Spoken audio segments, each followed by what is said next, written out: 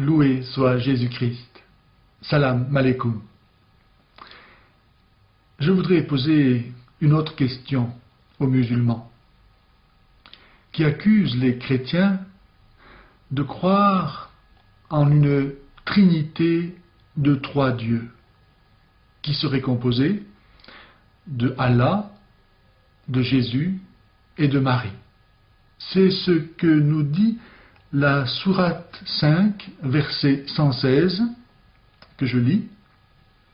Dieu dit: Ô Jésus, fils de Marie, est-ce toi qui as dit aux hommes: Prenez-moi et ma mère pour deux divinités en dessous de Dieu?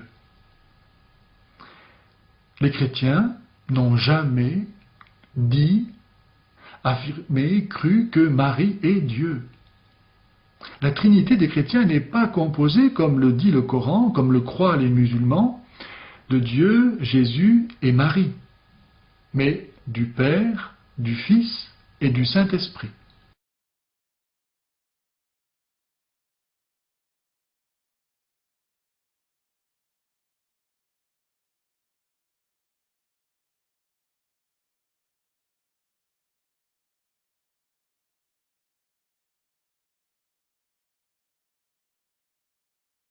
Depuis 2000 ans, les chrétiens croient en un seul Dieu, qui est Père, Fils et Saint-Esprit.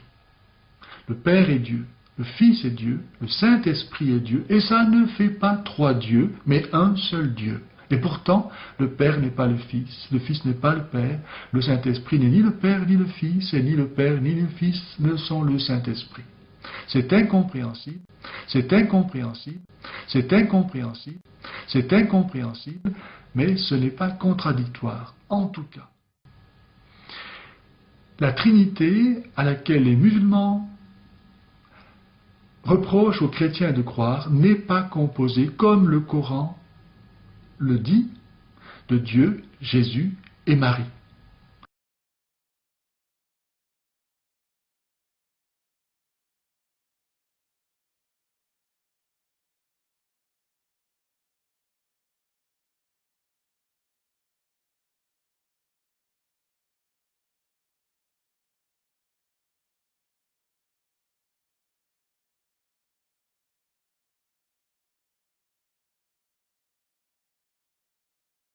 On dira à Marie, la nouvelle Sion, tel ou tel est né en elle.